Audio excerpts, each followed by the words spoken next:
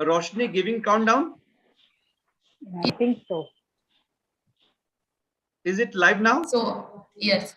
So it's 3, 2, 1. Sir, we are live. Sir, I have shared my PPT. Can you just quickly confirm that you have received? Sir, we are live now. Good morning all and welcome to Live Pharma Coalition, a global knowledge platform for pharma professionals. At the onset, we would like to thank each one of you for your continuous support and encouragement. As you know, in Live Pharma Coalition, we invite industry experts to talk about current challenges and opportunities across pharma industry. And in today's session, we are going to take two challenging topics. And as you know, today's episode is women leadership. So we'll talk about some of the challenges and relevant issues about women leadership. The first one, digital therapeutics, which is a challenge for entire pharma industry. Pharma industry is still in hindrance of adopting digital technology. There are some challenges. Basic problem is the return on investment. So we'll see what are the challenges, why there is a delay, why there is a barrier in adopting the digital therapeutics when it comes to customer centricity, and what are the ways of return on investment on digital therapeutics. And second important issue is on that is menstruation health management. As you know, according to UNICEF, 71% of adolescent girls in India are unaware about the hygiene factor during menstruation period, which is a very alarming situation. So we will talk about that alarming, but not so much talked about the topic about women health and hygiene. And for that, today we have invited some of the eminent speakers who are the subject matter expert for that. Before that, let me share the presentation of Live Pharma Coalition, a brief about Live Pharma Coalition.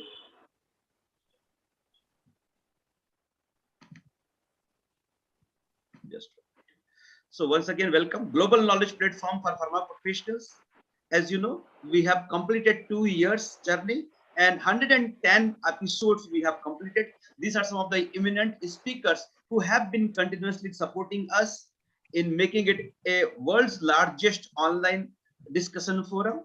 Some of the executive members, around 30 executive members are there who are helping us in coordination as a moderator and panelist. Not only that, recently we had our LPC 100 conclave, which was a grand success and more than 100 participants attended. And very shortly we are coming out with LPC conclave 2.0 on 21st August. We will give you details about that, which will be a physical conference now. These are some of the eminent speakers who participated on LPC 100 conclave. Some of the women leaders who were a part of LPC. We are very much thankful to each and everyone for their continuous support and encouragement. And these are some of the global leaders who have been in our platform. And we are thankful to Imagica Health for their continuous support in live streaming our sessions. And in today's session, LPC 110 Women Leadership, we are going to have an interesting session. And on digital therapeutics, we have Rajeshri ma'am, who is the business head, healthcare and life sciences. She is going to talk about digital therapeutics, where health and tech merge. And then we have Neena Singhal ma'am, who is the business head Genesis, and Purnima Kanogia ma'am, who is mindful communication specialist and vice president India Nigeria Council. And both of them are going to touch upon a very relevant topic, as I told, that is menstruation health management. And to support the entire coordinate with the session, along with me, we have Satwant Kaur Manko ma'am. She is the consultant and brand management, a director of Vivid Management Services. Satwant ma'am, thank you very much for joining. And I request Satwant ma'am to give an overview of the topic. What is her opinion about the topic? Satwant ma'am. Yeah, good morning, everyone. It's a pleasure to be on the LPC forum. We have been, for the past few weeks, the interesting topics have been happening after the 100 episode, and today we are hitting on 110th episode, and which is empowered with the women leadership in the pharma industry. I will say I'll shift from the pharma industry to the healthcare industry, because today pharma is shifting from the pharmaceuticals to the wellness and healthcare industry. And with the digital platform coming in the role, I think the industry is taking a shift from just selling and marketing the pharmaceutical products to patient-centric, health-centric services. So more we will learn from our topics today. We have the digital therapeutics where health and the tech merge, and also the menstruation health management, the topic that we will be discussing with our two eminent ladies, Nina and Purnima. And I think today's session is such a new topics, I think, that has not been spoken of on the LPC platform. And moreover, I will say, like, people shy away from discussing still the point of menstruation, and even they do hush hush words, they speak about it, or they make fun about it, or there are so many myths around this, the what you call it as the biological thing that happens to the women in the reproductive age, and which is so essential, and hygiene is so important. So I'm sure the audience today is not just for women, it's for the families to understand. And in the families, we do have men, and men needs to break that barrier of the shyness to discuss this with the women in the family, and bring about a healthy environment for them, so that they are not under pressure during those days. So I think Neena and Purnima, I'm laid the platform for you to discuss openly on this subject, which is not a topic of, we also had a movie. Today, I think Yashwantji is going to work like a padman in our group. I am a training which takes a lot of gynecological medical things. So I know the process very well, ma'am.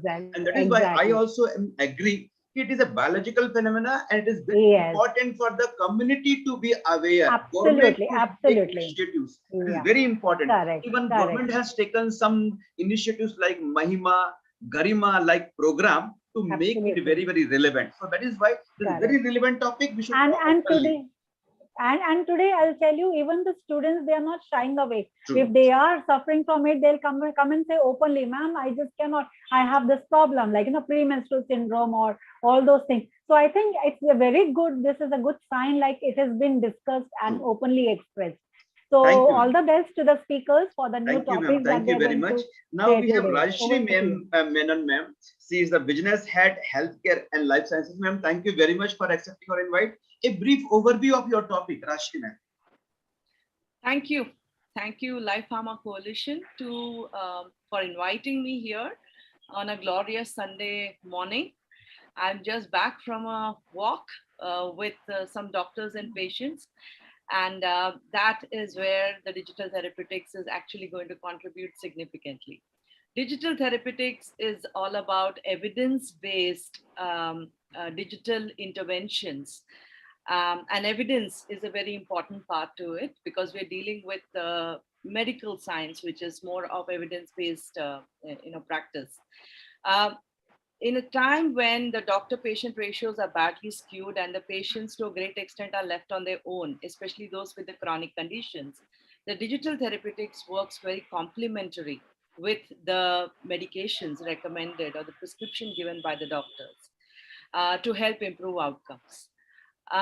Many pharmaceutical companies are now investing, acquiring, or partnering with digital therapeutic companies across the globe, and it's not very different in India. A little slow, but definitely it has started. So today I'll be diving into this very interesting topic to improve health outcomes and reduce the disease burden of chronic conditions. Nice.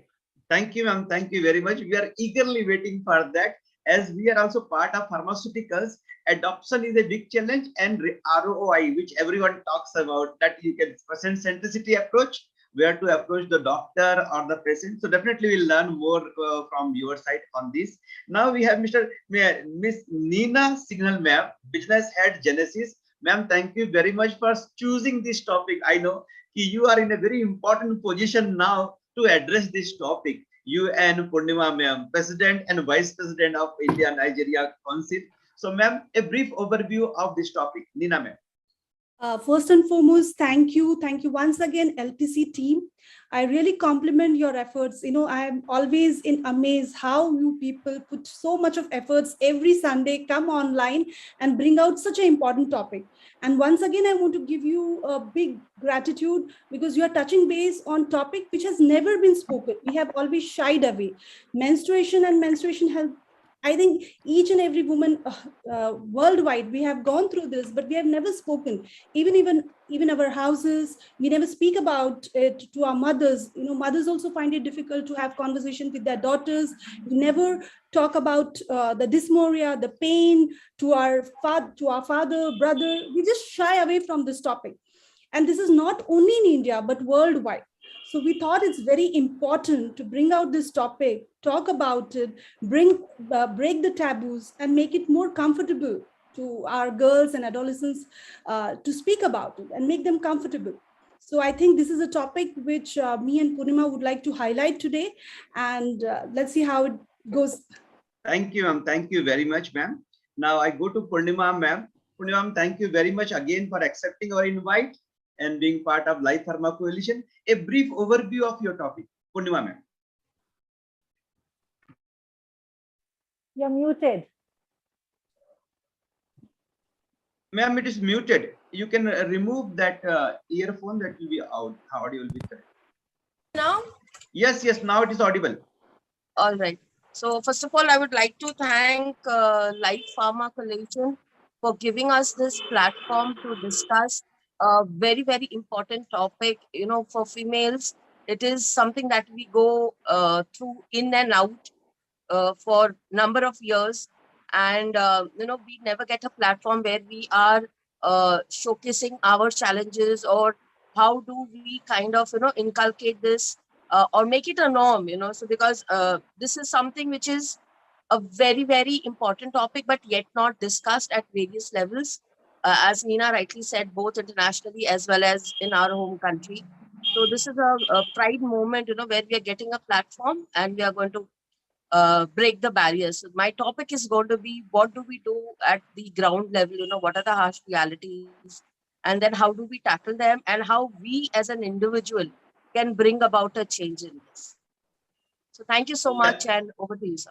Thank you, ma'am. Thank you very much. The topics are very relevant, interesting topics for our viewers. So we request viewers to keep on sharing your learnings and views in chat box. We'll take your questions of the session. And now I hand over to Satwan ma'am to introduce our first speaker and take the session forward. Satwan ma'am. Thank you, Yashwantji. Thank you for, we are going with a very interesting topics today to be discussed. And I'm sure audience will connect with us and raise the questions, whatever comes to their mind. So here I would like to quote from P.G. Woodhouse, a well-known author. Every day you seem to know less and less about more and more. And this quote has been spoken so many years back, and it's so relevant today when it comes to an apt presentation by Rashri Menon on the digital therapeutics, and which is spoken about a lot, but how and what it is going to, it is going to help our patients and our community, that we will get to know from her. I will give a brief introduction of Rashri. I had a pleasure of working with her in Zydus Cadila. We were colleagues many years, 2 decades back. And it's really nice to see her grow onto a different platform today. So it's a pleasure to give an introduction of Rashri. Rashri is a business head, healthcare and life sciences in the digital therapeutics. Our topic is digital therapeutics, where health and the tech merge. And the digital health advocate, Rashri has led the marketing and later sales functions of top pharmaceutical companies, which includes Sanofi, Zydus Cadila, and Wockhardt, before making the transition to digital health a few years back. As the CEO of DigiPharmax, she worked to enhance the digital knowledge of healthcare marketeers with the formation of Digital Academy. With Goki, she would like to help realize the vision to make India healthy with a focus on preventive health and working with people suffering from chronic diseases. The goal is to assist them in taking ownership of their conditions with Goki's integrated DTX which is a digital therapeutic solution. And wearing different hats, we know Rajshri in public life, she can be seen leading walks of talk. As she said, she has come back, returned back from a walk with the doctors and some of the patients. So she has been leading walks of doctors with their patients as India representative of Walk with a Doctor, a US-based NGO, or reading with a fellow PG Woodhouse fan. That was one of the reasons why I gave a quote from the famous author PG Woodhouse. Every day you seem to know more, less and less about more and more. And she and PG Woodhouse fan as a founder member of Mumbai's PG Woodhouse Club. I would like to learn more about this also, Rajshri, which is an area I was not aware of so far, but I think that's an interesting club, and the quotes and the messages that the author has given many years back is so relevant in today's time. So not wasting more time on anything else, I will like request Rajshri to come, give a presentation and take us through this, what is all about digital therapeutics and how pharmaceuticals or the healthcare and the tech are merging over here. Over to you, Rajshri. Thank you, Satwant, a dear colleague, and all the members of Life Pharma Coalition. You guys are doing exemplary job. I keep coming in on Sundays and I keep listening in, and you guys are bringing in the wisdom from across the globe. Anyway, without further ado, let me start the session, and that's on digital therapeutics. I do have a presentation. A little prelude is that recently I just a 70-year-old friend of mine from Bangalore called me. Her name is Meher, and she said, Raji, I'm known as Raji and otherwise, my diabetes is off the chart. I'm getting onto insulin most probably, type 2 diabetes. I'm getting onto insulin most probably. And I need to see how I can stay away from it. Can you guys help me? So I said, of course we can help you. In a personal and a professional capacity, both, I assisted her, sent her across the new product that is Goki Diabetes Care to her, and she is on the program for the last 1.5 months. Cut to my neighbor. My neighbor, he is a gentleman of around 60 years of age, and he was complaining to me about diabetes, and he said, my diabetes is not getting controlled.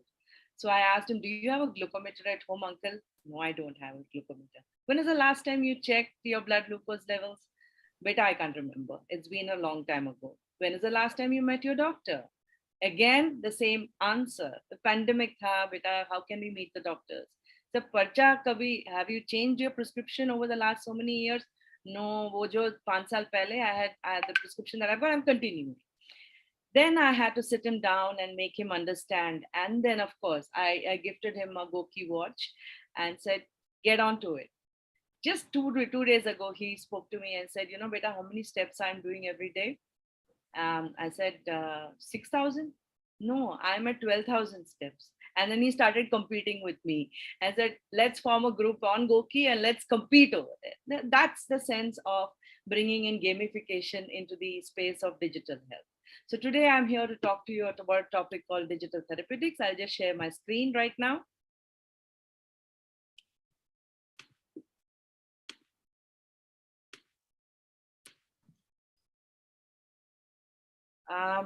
Visible? Yes, visible, ma'am. Visible. Very visible? Okay, super. So we'll get on with the topic, where the health and the tech merge. And as I told before, our challenge today is a skewed doctor-patient population with chronic conditions which are just surging. We have to look at a solution where we can help the patients improve their outcomes, help the patients understand the disease better. Once you create the awareness and know the seriousness of the challenge, then the person is likely to also look at new options and willing to hear about it. Okay, and help them take ownership, give them credible information all in one place, so that they are serious about the path that they're going to take. But at the same time, after getting credible help from a nutritionist to handle through the entire journey, a watch on the wrist reminds them on a tactile level as to, you know, there is something as a reminder that this is for my health, this is something I'm doing great for my health, and I need to be on point. And of course, make the whole journey fun. There was a point in living life, even if it's a chronic condition, there are enough challenges with the condition. Why live life in a manner that is very serious and boring? Have fun while you're journeying towards better health. That's a philosophy of a company, Goki, and many digital therapeutics across the companies across the globe are working on a similar vein. Not so much on gamifications, but definitely on the other aspects. So let me dive into the presentation. It's definitely coming to healthcare, and it is predicted to become a $55 billion industry by 2025. It's not very far, 3 years later. And around the same time, to give you a context, the pharmaceutical industry should be around $580 billion or around $600 billion. So we're looking at around 10 to 11% of the industry that digital therapeutics will be a part of. It's fundamentally affecting all the digital is fundamentally affecting all the industries with varying speed and scope. And you can see health is somewhere down here, and the only one lower than us is the public sector. It's indicative of the fact that healthcare does take time to adopt anything new, because it is based on trust, and trust takes time to build, right? And we have, of course, the stakeholders who are doctors.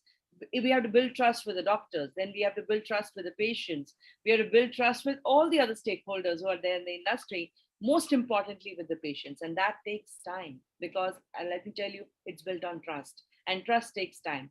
Trust comes with absolutely great intentions, great vision, but your actions in the market have to reflect that vision and that statement that you have put out there, whether we really want to improve the outcomes, show the improved outcomes, share the evidence from in publications and leading journals. So the medical community also understands that, you know what, we are not here, the digital therapeutics are here to help the patients. They're not competing with us in any manner. We are complementary. With digital, you can order your food, you can order your tickets, cinema tickets, you can even get groceries in your home in 10 minutes. And live streaming like Netflix is out there to rob your sleep anyway. So your health, your sleep, everything is getting affected, but that, digital is here to stay. We have to stay within this realm, and we have to help improve outcomes with all these distractions around us. And the people are also expecting health to come towards them in not in a similar speed, but in a more trustworthy manner to reach them and give credible information. I'll use the word credible again and again, because we are in a WhatsApp world. All kinds of information keeps floating around. Majorly, many of them are not very correct and not very verified information, but this is what we are in, and we have to improve our outcomes, lead a life which is preventive, and if you're met with a challenge, then see that things don't progress worse and we start regressing and get back to our normal lives. So digital has made things more accessible, more personal, more powerful, and we are just beginning to see the big digitization of healthcare. Physicians, the official the office visit has now started moving into telemedicine or virtual primary care. Again, thanks to the pandemic, unfortunately, this has happened. But the fortunate part of it is that in the remotest part of the country, you're able to access the best quality of the medical advice that is available at the click of a button.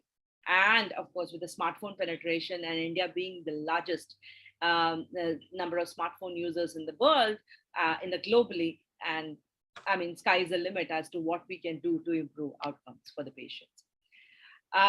From the home, from the visit to the pharmacist at the dukan, now we're getting all our medications home delivered, most of them. It comes at a cost. A number of our physical activity is also going down. I urge people to go and meet their pharmacists as much as possible. Now that we have actually pharmacists sitting inside the store, all the more so. We are also beginning to see the digitization of healthcare similarly. So from traditional medicines, now we are seeing a scenario where you have healthcare applications which are hand-holding the patient along with the medications. And that is a space what we call as digital therapeutics. What is digital therapeutics?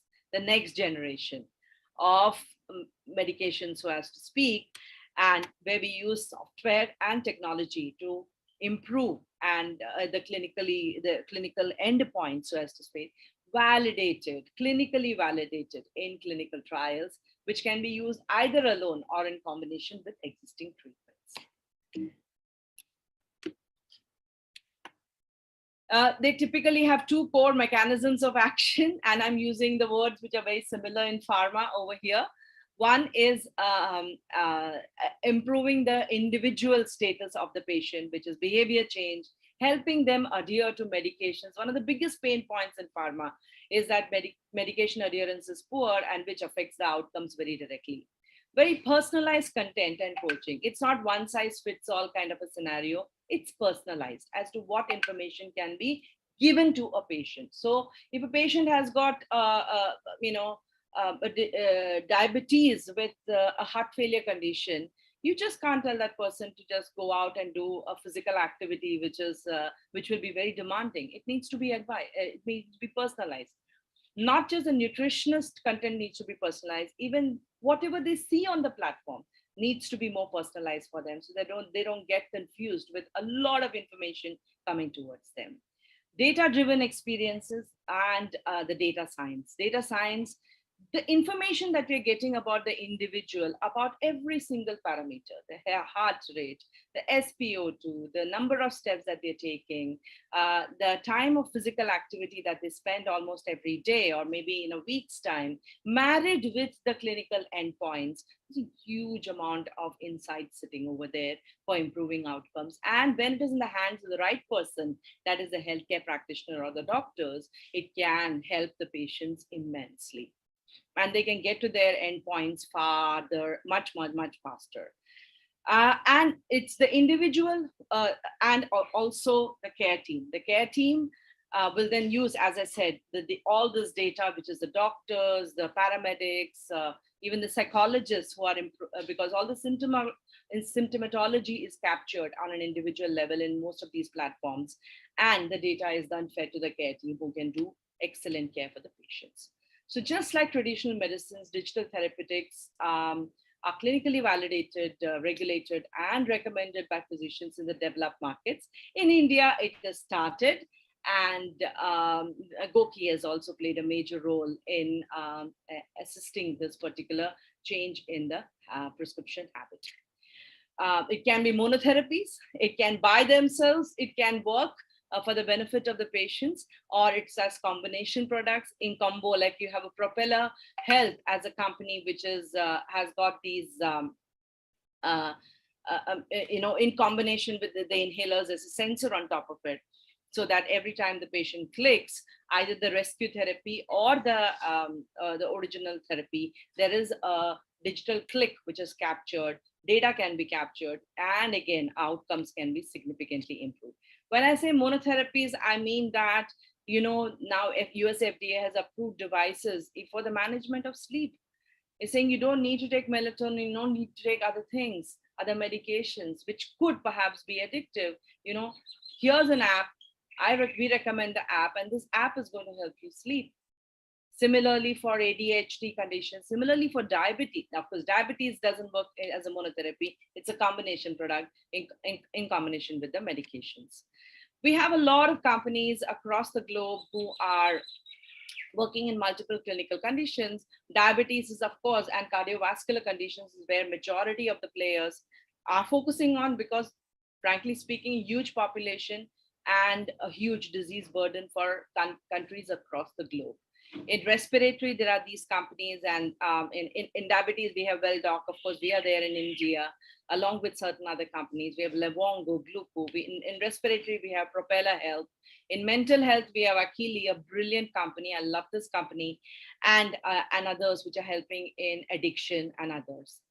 Just a just to look at a couple of companies, Welldoc is working in the space of digital therapeutics and diabetes.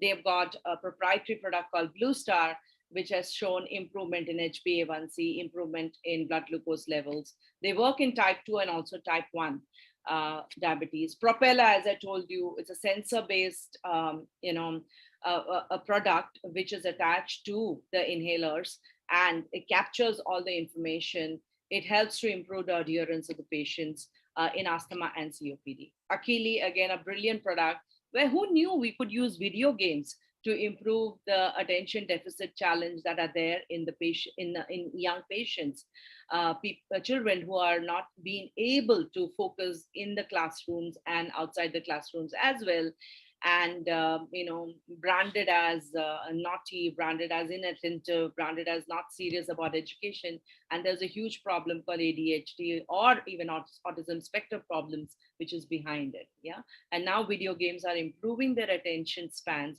improving the outcomes so significantly that it is recommended along with the medications. As I told you, the market is pretty huge.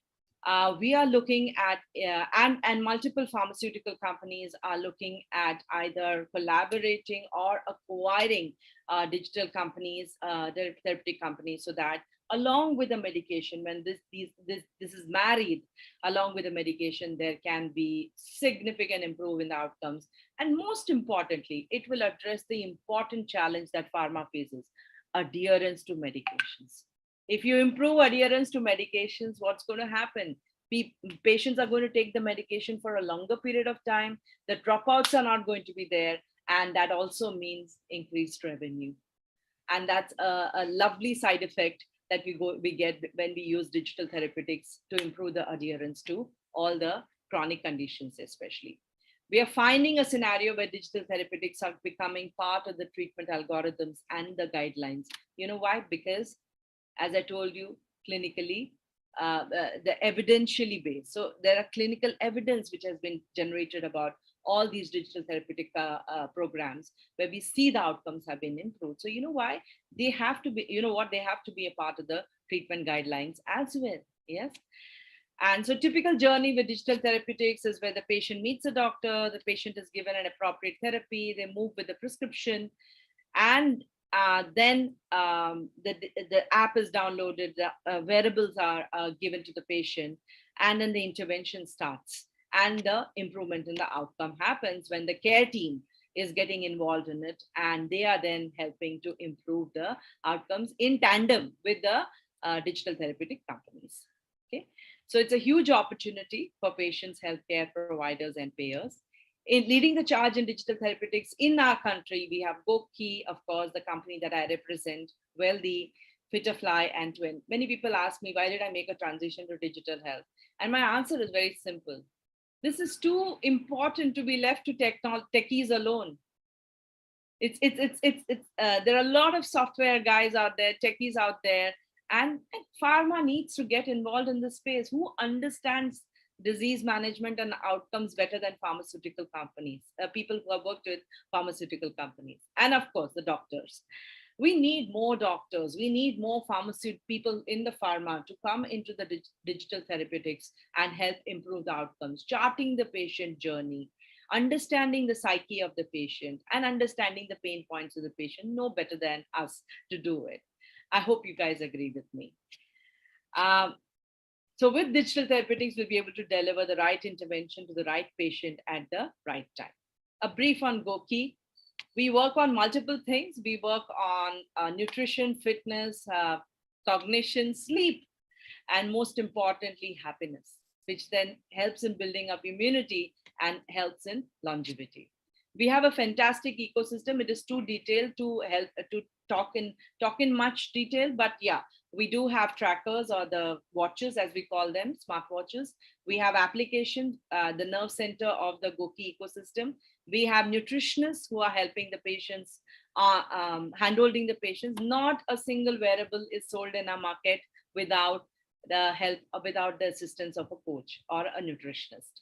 We have doctors, they don't prescribe anything. They are helping to understand the disease better. We have a health locker where all the information can be stored in one place. We are integrated with few diagnostic companies, so the patient doesn't have the additional responsibility of putting the information in. He or she can just book the test and the data automatically comes into the health locker. We have a thing called Goki Play, where we have videos which are being streamed live, interactive videos by doctors, by nutritionists, by Zumba, yoga practitioners, and so on and so forth. We have gamification, where you win Goki Cash, and then you can go and every healthy habit that you do, you walk, you watch a video, you get Goki Cash. Go to the Goki store and redeem those points, Goki Cash. And of course, we have karma. More you walk, it gets converted into karma points. You can donate it to causes which are close to us. We have been helping people with gut health conditions with Abbott. We have been partnered with gastroenterologists, hepatologists across 2,500 clinics, GERD, NAFLD, IBS, IBD, almost 80,000 patients have been onboarded. We have improved medication adherence. We have improved their health. We have improved their, help them lose weight, gain weight, depending upon the condition. And overall, this is becoming, of course, there's a paper coming out on gut fit.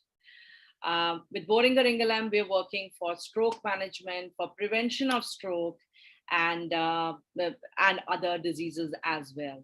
Multiple partnerships across pharmaceutical companies, across medical devices, like Contour Plus One. It's an integrated product. So the data from Contour Plus One glucometer automatically flows into the application and is captured as a wonderful trend.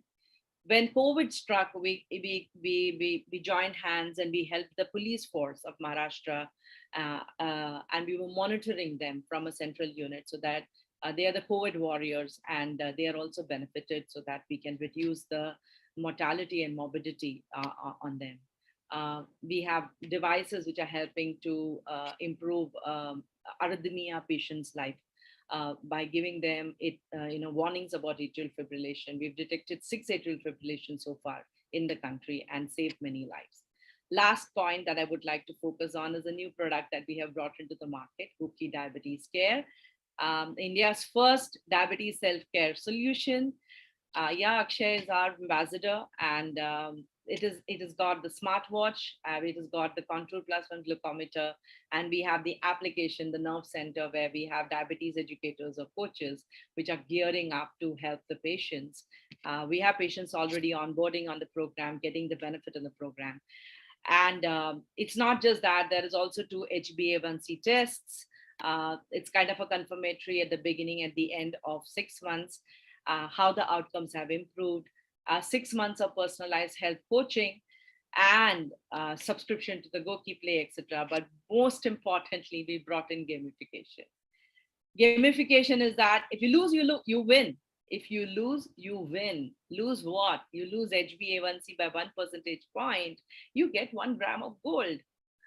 How's that for improving outcomes, and how's that to motivate or incentivize a patient to work on their own health? And this has caught the eyeballs of the patients across the country. And we are getting calls, many calls about this product, and they're getting onboarded. Not just on calls, we are also collaborating with doctors.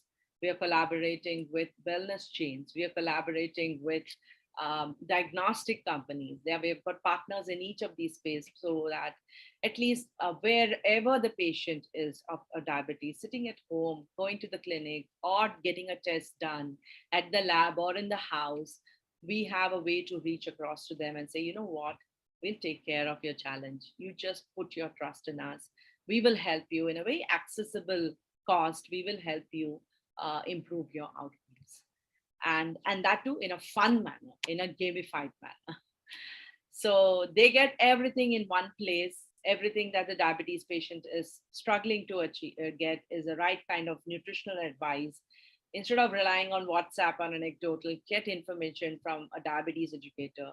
You have a nutritionist, you have an entire ecosystem geared up, you have gamification, we want rewards, we have a community built up so that everybody can challenge one another in a friendly way, and win the pot of gold at the end of it.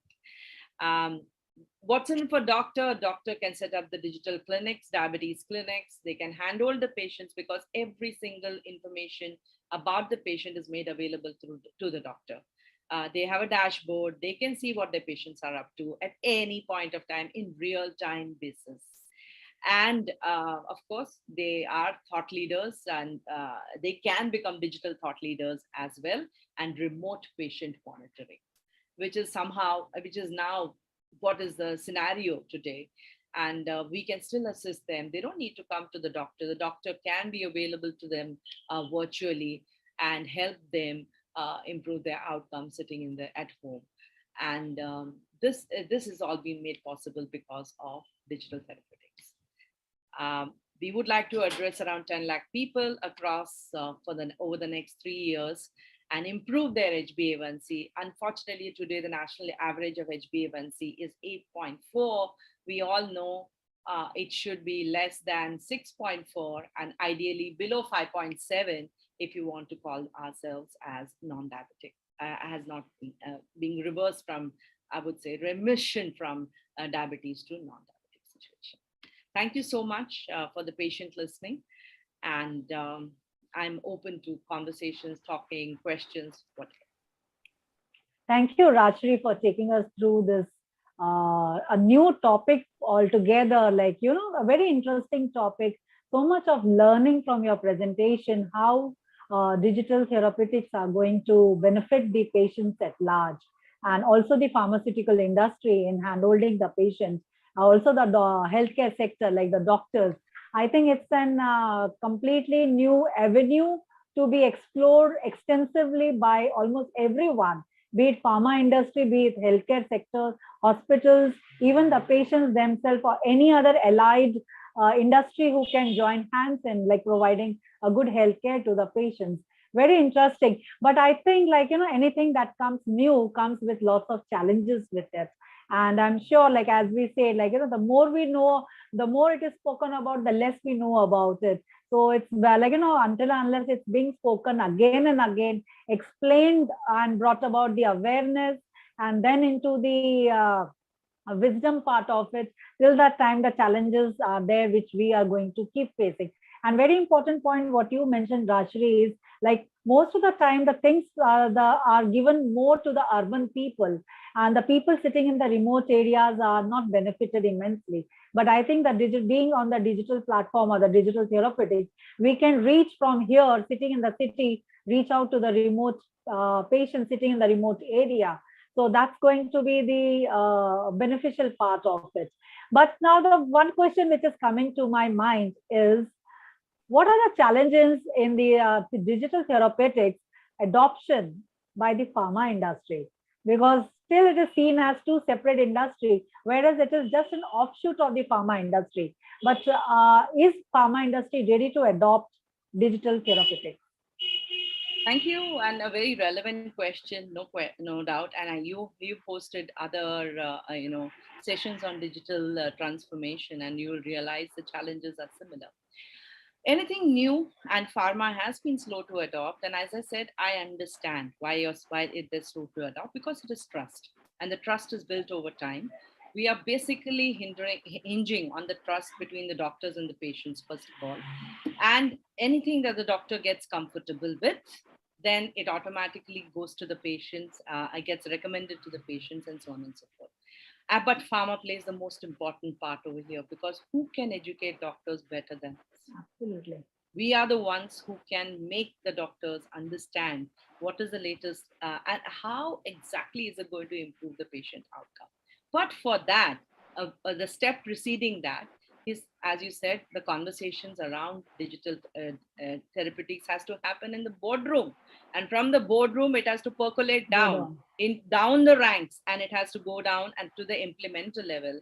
And then they can make a informed, activity. So here what has happened is that companies like Cipla, companies like Dr. Reddy's, Lupin, they have set up separate digital entities. They realized that digital can become a source of revenue as well. And they have realized that there is a way of doing it. The regular representatives, of course, they have to sell their own products. We need to have a separate force who can go and educate the doctors along with the major force that is there to help the patient, because they have relationships. They've developed the relationships over years. So first and foremost, education at the top tier level of pharma. The CEO suite have to get educated. But what's happening is the people who are really educated about it to a great extent is the middle management, right? Now the tier guys have to also learn from the middle management and understand that they know more about this than us. So let us also learn from them, allow them to present their business plans in a coherent manner, which shows very clear outcomes. It's not experiment. It is clear outcome based projects. Then the money is put into it. And the middle management has to gear themselves up now to learn about it, imbibe it, create business plans which are very, very solid and that can be convincing. And they also need to take up the mantle of explaining to the top tier as to, or explain them or help them understand. So this is one big challenge, and this is something which is happening. And I can see that the companies have set up digital entities. They've realized there is definitely a pot of gold at the end of this particular project. The second thing is adoption by the doctors. Yeah. Yes, very Adoption by the important. doctors happens Yes. when, again, the pharma has to join hands with the doctors and say that, you know what, we will help you improve the outcomes, not just with the medication, but medication plus, the pill plus that we talk about. This is a solution that we are partnering with. You know what, you're a strong association all by yourself. You need to kind of educate. We will help you educate the entire doctor fraternity. Have placed your trust in us. These are evidence-based products. We will help you out. It's transparent. We will share with you the patient data. Partner with us. Diabetes especially. There is a recently diabetes tech conference, which is on only technology in diabetes. Spearheaded by whom? Doctors. Doctors spearheading the entire movement. That's there. Mhm. Third thing, you don't have to worry about. Patient adoption is already there. They are ready. They are willing. They're looking for solutions. So pharma adoption and doctor adoption, automatically the patients are going to get benefit. But the point is, like, very correctly said, like reverse learning is very important, and they need to be very open to the whole idea about learning from a junior. So the point is, like, will the doctor be ready to hand over their patients to the digital therapeutic companies like Goki or others Yeah. So as for I told, handholding? yeah, very relevant question, Satwan. Yes, if they know that the outcomes of patients are getting improved, there is Mhm. complete transparency in what is being discussed with the patient. All the recommendations of the doctor, whatever his prescription is, even with respect to the physical activity, exercise, and nutrition, if that is inculcated into the treatment, the complementary treatment regimen that is recommended by companies like Koki or the others, over time they will develop that trust. I have no doubt about it. Already, the digital therapeutic companies are meeting with a lot of these doctors across Mhm. specialties, and now the awareness is increasing, and now they realize that these guys are not going anywhere. They're here, and they are here because many of these companies, this is a very important point, they're not aligned with selling medicines. They're not aligned with selling tests. They're not Correct. aligned with everything that the doctor has an interest in. You know what I mean? So we are not treading on anybody's toes over there. Okay. And that is the beauty of digital therapeutic companies, is you're aligned only with the patient outcomes. If the patient improves, Correct. Doctor, everybody wins. Everybody wins. Absolutely. Patient wins, the Absolutely. doctor wins, the company wins, everybody wins. But Correct, only if the correct. patient improves, right? Absolutely. And the word of mouth of course spreads. Yeah. Absolutely. So we have And to then, see representation in conferences. Like I was in Diabetes India conference, which was there. We have to see a lot of representation, sharing of clinical evidence with them. We will build trust. We will build trust. great going. Now, if they try to join hands with this digital therapeutics, then what about the ROI? How do they measure the ROI? Now, that's very important because everyone is very particular about the investment made and what is the ROI, whether it's the outcome or whether it is the monetary. So how do we measure that? So in pharma industry, ROI is measured from whenever we were there. We know ROI of any input can't be measured that effectively, but digital, of course, is something that you can to a great extent measure. The first thing that you can measure is adherence to medication. Okay. You know the bottom line, where the patient is coming from. Okay?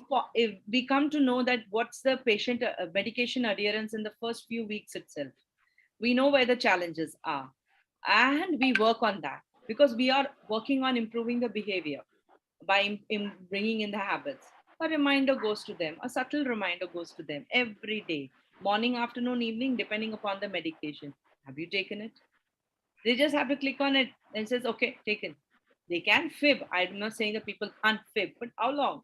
When you know somebody is working for your health, I call digital therapeutics a digital mother in different ways, you know, and it's telling you to take the medications on time. Yeah. It is telling you to take those steps on time. You see a very clear improvement in the medication adherence, and that is visible and measurable. Okay, so you're starting at a next level, you're improving to a certain level, and then you map the RX improvement, the prescription improvement in the cities based on the patient onboarding, and we've seen a very clear correlation. As the patients are getting onboarded, and we've done in Abbott, we've done in other places, as a patient, and because they get a dashboard at a real-time basis, the pharmaceutical companies, as to rep wise, doctor wise, how many patients are getting onboarded, and they can see a very clear correlation, at least at a city level. You can see as the patients are getting onboarded, the prescriptions are increasing. As the patients, the onboarding has started coming down over time, you can see the prescriptions are dropping. And I'm not, and this is very clearly, there's a clear correlation. Of course, it happens over a large number of patients. It doesn't happen over 100,000 patients. It happens over 20, 30,000 patients. But you know what? Digital therapeutic companies have the capability of handling large number of patients because it's digital. Yeah. It's resource intensive because you have the nutritionists who are marketplace nutritionists. It's not a bot in our case. But if the patient outcomes improve, and that's a win at the end of it. So medication adherence, which is directly correlating with an improvement in prescriptions and an improvement in the business, can be very, very correct. And secondly, the patients go back and tell the doctors, the program that you put me on to, it's been great. I've lost this many kgs. I have improved I'm able to walk more. I'm not breathless anymore. And my stamina has improved. This levels have come down. This is a trend of my blood glucose levels. Everything is available transparently. The doctors then say, bhai, kuch to hai. There is something in it. Correct. I think they can measure the economical, of course, is there. Physical, pathological, as well as the clinical outcomes can be measured with the earlier outcomes. Absolutely. And that is seen. And the doctors, and we typically go with all the key opinion leaders or key business leaders. And we tell them to onboard the patients. And then when they start seeing the difference, they see the benefit, then the company gets benefited. Absolutely. Very interesting. And of course, you are given the direction also how they would be benefited in terms of the economic outcomes, also if they associate with the digital therapeutics. Apart from the, of course, the major is the patient pathological as well as the clinical outcomes. Interesting, Rashri. I think, Yashwantji, I will request the LPC team that we have digital therapeutics sometimes a few weeks later, so that we can get more insights on the digital therapeutics. And thank you, Rashri, for taking us through and throwing a good light onto the how digital therapeutic is helping the patients industry as well as the people community at large. Thank you so much. And if there are any questions on the Facebook or the LinkedIn, we will take it up later on. So we now move on to with our next presentation. Over to you, Yashwantji. Thank you. Thank you so much. Thank you very much, ma'am. Rashi, ma'am, thank you very much. Wonderful insight we have got.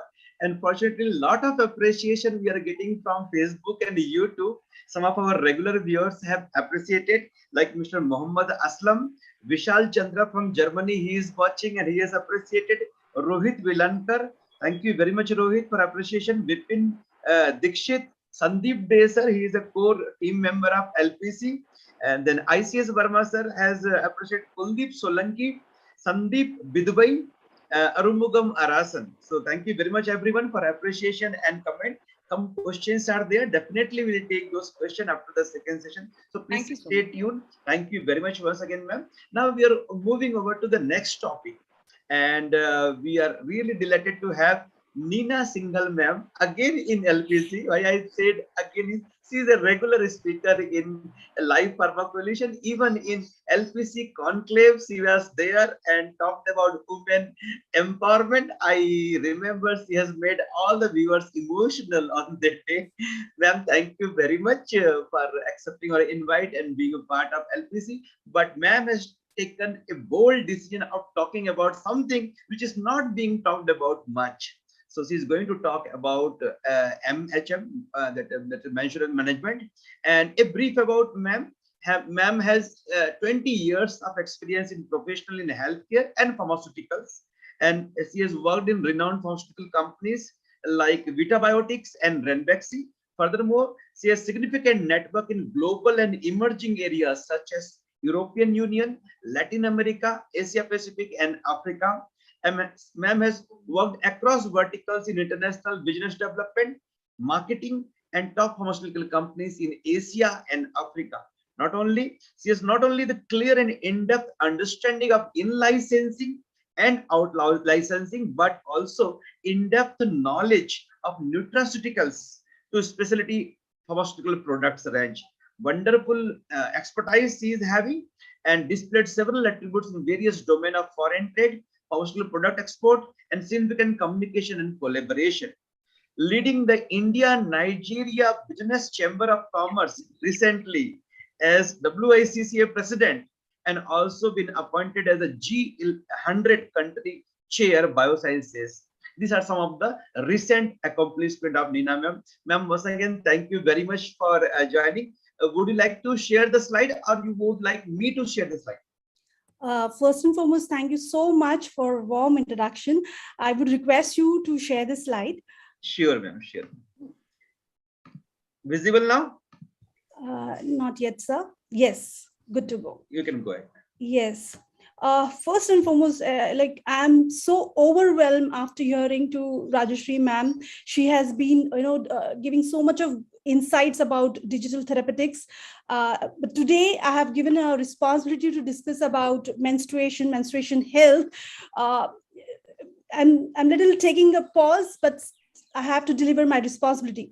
So I would like to start the presentation by introducing what is Women's Indian Chamber of Commerce and Industry, which is also known as WICCI or WICCI. So WICCI is Industry and Business Chamber, which works closely in support of women's enterprise and businesses. WICCI, with its 1,000 plus council at national, regional, and state, we have around 18,000 office bearers in honorary roles. So can we go to, yeah. So there are few commitments which we adhere at WICCI is first and foremost empowerment of women, and how we do it by taking a concrete steps and recommendation to relevant government. We also strengthen women's voice, empower the competitiveness of women's business, develop a policy and framework for incentives and concession. So moving on to next slide. May 28th is observed as Menstrual Hygiene Day worldwide. That is what we celebrated yesterday. So we thought it's very relevant to bring out this topic today, following day. WICCI, India and Nigeria Council, has launched the MHM Project Global Edition. The MHM project aims to combat period shaming issue in India and globally through novel training, methodologies, and innovation. We hope to educate for the cause and raise awareness about safe and sanitary environment for girls and women in this region. So why is the need we talk about this topic? There is a low awareness of menstruation in widespread in India. We come across 70% of menstruating mothers consider menstruation as dirty. 71% of adolescent girls remain unaware of menstruation till their first period. So, percentage of girls remaining unaware of menstrual hygiene practice in Indian states, we can see the statistic, which is very alarming. Coming to next slide, sir. Menstruation is considered taboo in India and also worldwide, which is very, very alarming. Menstruation also forces some of the girls to drop out of school. Why? The reason is for early school dropouts are lack of sanitary napkin, lack of functional toilets, and low awareness of menstruation. Next slide, sir. So we have implemented some strategies through MHM program is to normalize period discussion. It's very important we start the conversation around menstruation. We want to raise awareness related to menstrual health and hygiene by creating an environment where we feel comfortable talking about menstruation with adolescents, girl, mother, father, men, boys at various levels. We can start the conversation very much from our home to school, to college, from office and society. So this will help to bring out this topic very comfortably and start the discussion about it. At a policy level, we need a better access to menstrual hygiene products and awareness, making a provision of sanitary napkins and adequate facilities for sanitation. So these are some of the key areas where we want to work. Over to you, sir, if there are any questions or any information which you would like to know. Wonderful, wonderful. In a very brief snapshot, you have given an overview. Excellent overview you have given, ma'am. And it is really appreciable that your organization is doing the wonderful job of touching a topic which is not, people are not aware and which is very need of the hour. Not only the adolescent girl, but also the family, as well as the entire community should be aware, and the government support is what is required a lot. So the question, ma'am, is as you told about WICCI and functions, can you brief something about what are the flexi projects under WCCI, he for she role, and you can explore something on that. What are the projects they are taking? Yes, sir. We are very passionate about women business, women growth, women empowerment. And everyone accepts that for women to grow in our society, in our industry, we need a solid support from our male colleagues, partners, and they are the one who are going to give us a helping hand. So we don't want to leave them behind. We want to partner with them. And that's what he for she. He is a person or a partner or a friend who wants to support she. She can be your colleague, she can be your sister or wife or just a friend. So he for she works around men and women collaboration. And we are collaborating with men around the globe. I would love to have some projects which we are already working. One is the MHM project, which is menstrual health and hygiene. Second, we're also discussing about compassionate conversation, where one of my colleagues is focusing. And third very important project is about fintech. That is how we are going to give education about finance and how to manage their finance at every level to our women friends and partners. So these are few of the projects which we are targeting or aiming at through WICCI. Wonderful, wonderful initiative. Really, it is appreciable. And a basic question which arises when you talk about this topic is, why do you think it is important to talk about menstruation? What is your opinion about that? So to answer this, let me give you some example from my personal life.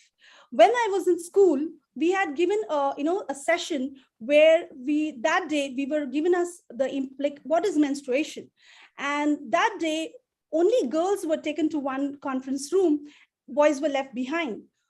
We were told about what is menstruation, how it happens, everything. But when we returned back to our respective classes, our boys' friends started teasing.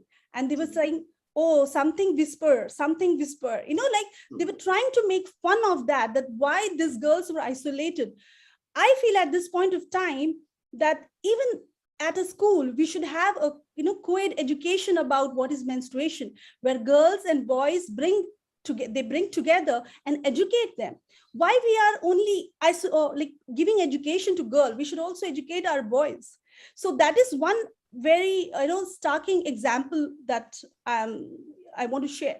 Second, in my personal home, when I had a dysmenorrhea, I only used to discuss about dysmenorrhea with my mother, and I used to tell her very openly and friendly that I have a menstruation pain, but I was not able to do with my father.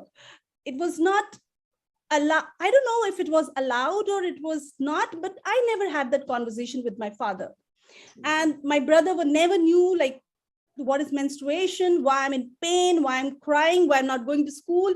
Because first day of menstruation was so bad that I had to, take off from my school and be back. And if they would have like, why you're not going to school? No, I'm just not okay. But I would never share that I'm having a menstruation pain.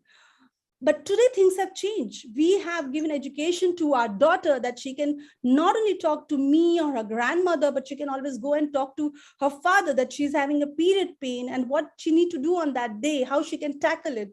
So things are changing. So I am very much impressed by a slogan, Mera Bharat Badal Raha Hai. So I thought, why not take up this important conversation and be comfortable around it? Wonderful. Actually, it is very, very sensitive issue. Not only the women's, but also all the males should also be sensible about this thing. And that is why it is very important to make everyone aware about this. That is what a wonderful thing you are doing. And one more question arises that what strategies can be implemented according to you for normalizing discussion around menstruation and empowering girls? If you can share some ways, yes. Sure, sir. Actually, it really disheartens me when I'm saying this, that menstruation is taken as a taboo. Many girls feel dirty. They feel it's not good. They drop out from the school. Many mothers, they are not comfortable talking to their own daughters. We need to start conversation, education, and rightly said, trust. In any process, in any change, we have to build this. I think strategies we have to revolve around this three major point. We start educating our girls that this is a normal body function. If you can breathe oxygen, if you can sweat, if you can urinate, if you can excrete, so as this is a normal function, why we take it as a dirty? It's not a taboo. It is a very, very important function. So I think building that education, taking this education at the the rural area, the most last tier of the city or rural area is very important. And this will only happen by having conversation again and again and highlighting this point. Second is building trust. Our daughters are not comfortable. Our women are not comfortable. So giving them trust that absolutely this is fine, this is okay, this is important, this is relevant. We have to give them that trust, education, and make things grow. So that's why we have built the strategies that we discussed, this menstruation health, to our schools, to colleges, to our professors, families. This project is for India and globally. So we have partnered with various NGOs, not only in India. We are working with various NGOs in India, but also Nigeria. We are working with one of the NGO in Nigeria, and we are talking with maybe I think few more countries where we can start the conversation. So again, these are the three summary points which we want to tackle. One is building education, giving them a trust, and giving a very comfortable environment where they feel safe. Definitely, ma'am. Very, very relevant way, and insights are really very good. Thank you very much, ma'am, for raising these topics, and definitely many more awareness campaign are required. One session is not enough, but at a mass media, a lot of awareness is required in that. And we, for the topic also, we are getting very good appreciation from our viewers. And one important point I would like to share, Mr. Muhammad Aslam has shared. Nina ma'am, it is a very relevant topic. In the era of increasing diversity at workplace, such topics are very, very important. And it is a very, very important, significant to make people and organization aware of that. Thank you very much, Muhammad Aslam, for this point and your support and appreciation. And really, it is a very important topic. Thank you very much, ma'am. We will have some more questions. Before that, I would like to go to Satwan ma'am for the second speaker in the same topic. Satwan ma'am, over to you. Yeah, thank you so much. The topic which is being discussed is something where everyone has to sit upright and be open to the discussion. The very valid points, Nina, you have brought about. And I think today, most of the strategies and the endeavors are there who are bringing up this topic to be discussed. So we'll get to know more about what WICCI is doing about it, and not only in India, even globally, especially in the Africa and the Nigeria country, where the awareness and the health sector is still quite backward compared to the India. If we are crying for the the hygiene part in India, we can imagine what must be happening in those countries, and the women over there going through the trauma or the the unhealthy lifestyle what they are going through it. I think the more we need to talk about it, and I think one session is not sufficient, and we are very happy that we are making Yashwantji a part of it and making him discuss it, so that we are breaking that barriers of not to discuss this topic with the men. And likewise, the group who are the viewers who are seeing it, they should also feel comfortable about discussing with their, first start with your own family members, discuss this with your family members, and then you can discuss with as Mohammed has pointed out, because of the diverse work style, we have many women working with the men around, so they should be more compassionate and understanding towards the changes that happen during those periods and what support they needed. They don't need anything else but need a little support from fellow workers and the family members. Absolutely. So yeah, so now we have another eminent speaker with us, Purnima Kanojia, and Purnima Kanojia is the vice president of the India Nigeria Council, WICCI, and she is also the mindful communication specialist. And listening to her background, she is a part of the pharma industry. She has worked in the sales marketing department with the various companies, and I think today we will like to concentrate more on the topic and listen to more about. I will request Purnima, because she was so passionately, she was giving a brief about herself, how she has shifted from the pharma into the mindful communication specialist. So I will request Purnima, if you can give a little background about and how you are come to this wiki as a council member for taking this what you call major empowering the women and the major health issues which are women faces across. So her topic today would be breaking barriers in the menstrual health management.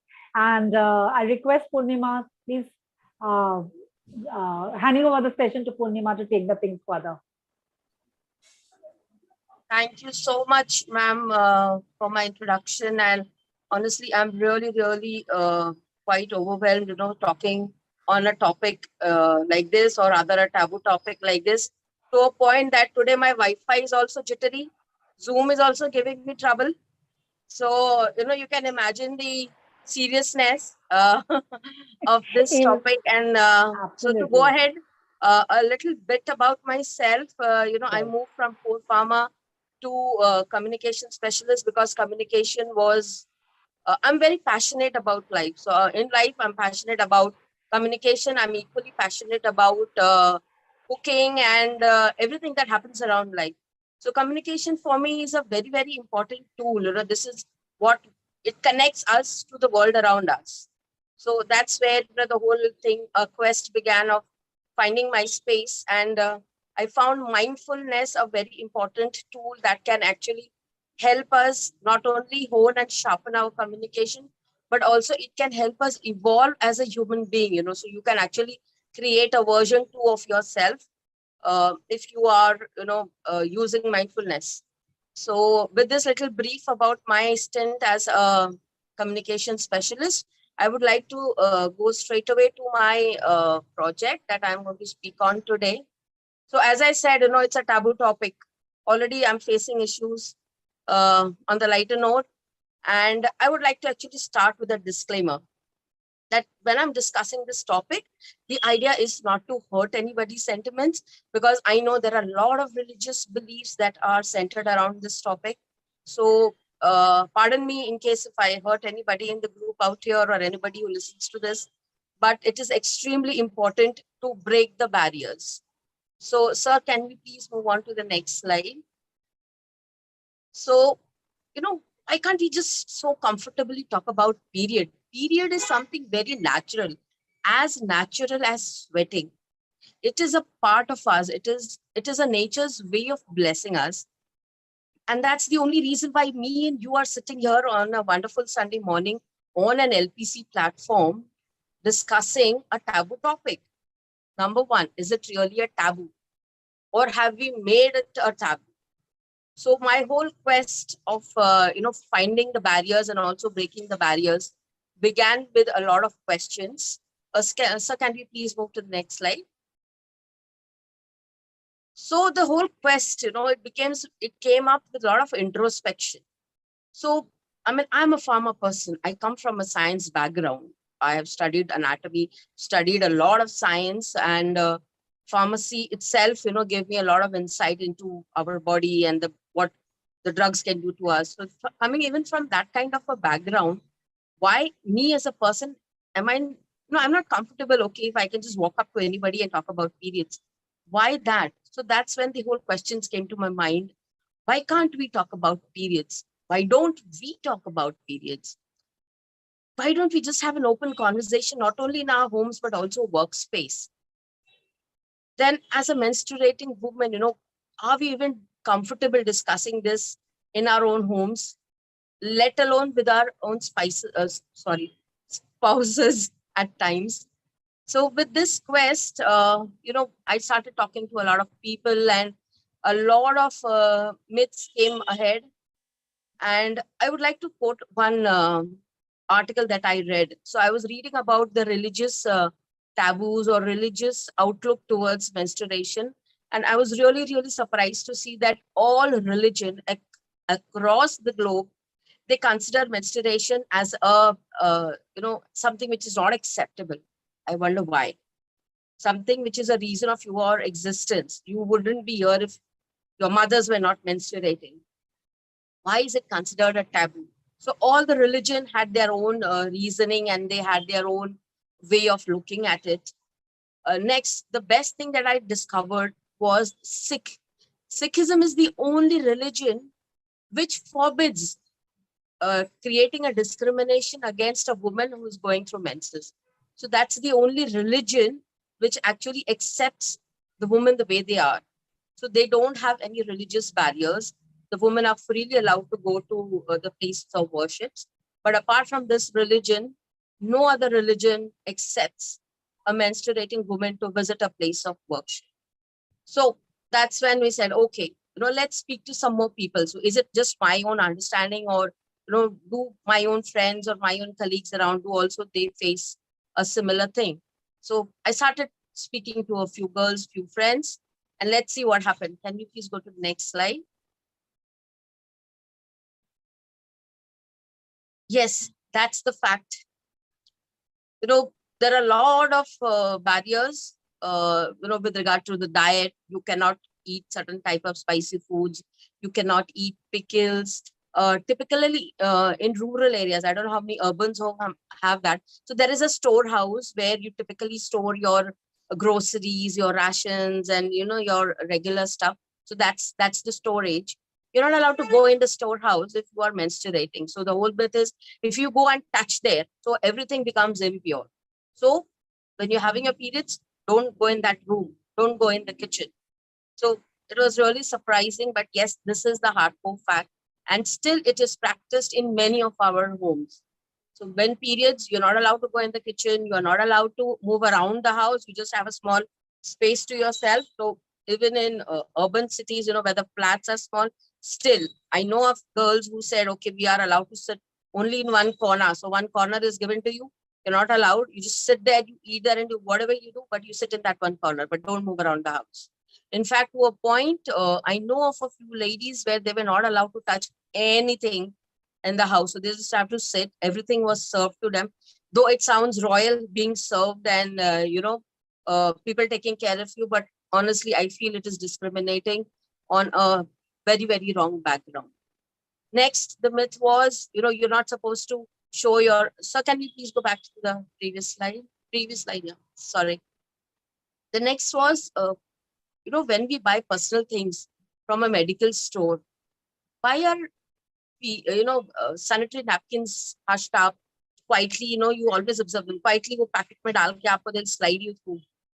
Why such a behavior for something which is very normal? I mean, you go buy hair oil, you go buy shampoo, you go buy razors and shaving creams. They are also personal care products. Why? I've never seen anybody hide a razor or a shaving cream and give. But why pads?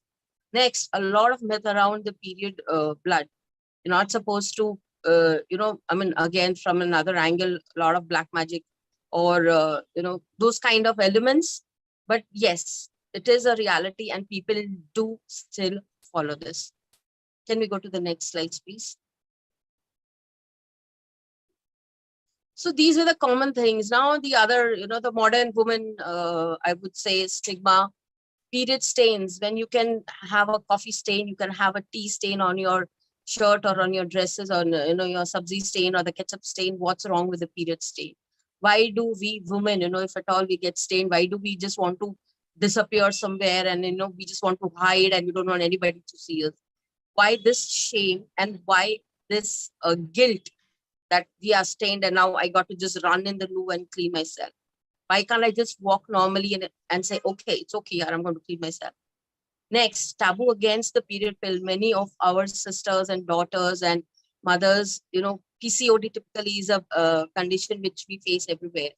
So they are, if they're detected early before marriages, I have seen n number of people saying, ladies saying, don't go for tablets. It's not for you now. Let it happen. You can take it after your marriage. Why? If the things can be corrected at this very moment, why are we delaying it? Why can't we take pills?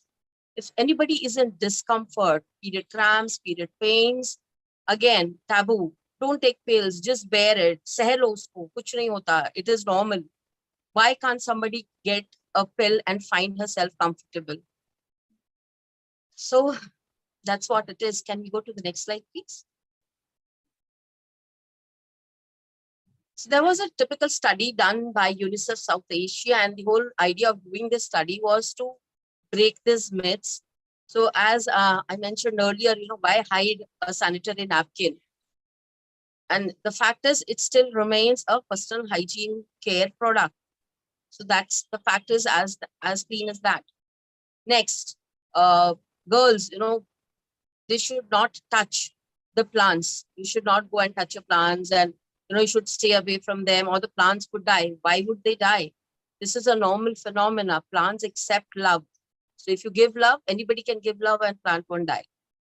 Next is period blood is impure. There's nothing called as impure blood and pure blood until unless I think you have an infectious blood infection.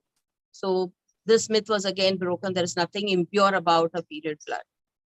Can we go to the next slide, please?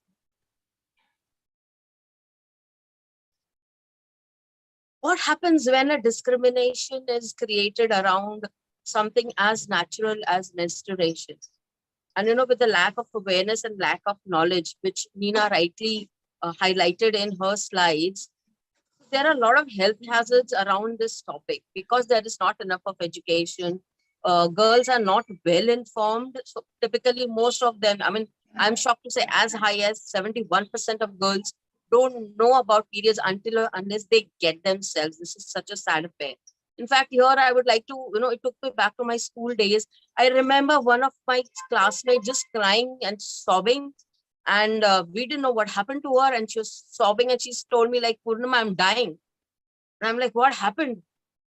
So that's when she narrated that in the school she started her first period, and we did laugh at that point in time because we thought, oh my God, she doesn't know. But then actually, can you imagine the mindset of that girl, poor girl, who's just barely teen, and which is something, a natural process and a natural part, that she thinks that she's dying out of period. She's dying because she's bleeding.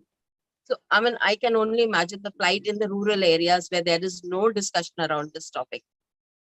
The women literacy rate is extremely low about this topic because there is no awareness. There are not enough groups and not enough people talking about it. So all the health issues are never discussed in some areas. I think forget rural, even urban homes don't discuss this openly. And their fear and anxiety that the girls build around this topic is never addressed. In fact, there are so many myths we all just grew up with. Can we go to the next slide, please? There is an extremely urgent need to end the stigma around this, a very natural process. So we got to be discussing a lot about periods. We got to be discussing a lot about menopause. So one is the starting and the next is the issue is the ending. Why are we not discussing enough about menopause? There is a lot that goes with a woman when she's in the menopause phase. So not only physical changes, emotional changes, and a lot of it. So a poor woman who doesn't know what's happening or what she's headed to, all the emotional trauma and all the anxiety just remains with her. So we need a lot of discussion around this topic. And because there is a lack of awareness, there's not enough discussion. The taboos still continue, and we'll keep on facing this until we actually start working on this at ground level. The stigma around periods, because of there is no discussion, the basic healthcare products, the basic sanitary napkins, the basic of personal hygiene, products are not reaching the target audience. The girls don't know how to use sanitary pads. It is a reality, some of you may think that I'm talking stupid things, but this is a reality. People don't know how to use it. They don't know how to access it. And this needs a lot of discussion. And the stigma, why are we stigmatizing something which is a very natural process? Time and again, I want to reiterate this, let's break this barrier and let's move ahead. This is a very, very important topic. And we need to create more and more awareness, not only in our homes, but people around us. Can we go to the next slide, please? As much as there is a taboo, India is a country wherein we are culturally very rich. So there are few cultures and few communities who celebrate this. Now, this is such a wonderful thing. I think we should just all imbibe this. So there are few communities, particularly states in Tamil Nadu. I know of Kerala. I know of Telangana. So I'm sorry, I may not be able to pronounce those names, these festivals. So these actually celebrate Menak. And the celebration is as grand as a marriage ceremony. So people are invited, cards are printed, and the girl is given a lot of gifts, and she's taken good care. So, what I also found out was they give a separate room. So typically in the olden days, they would create a small hut or a small place for her where she was just allowed to stay alone. The idea was to give her comfort.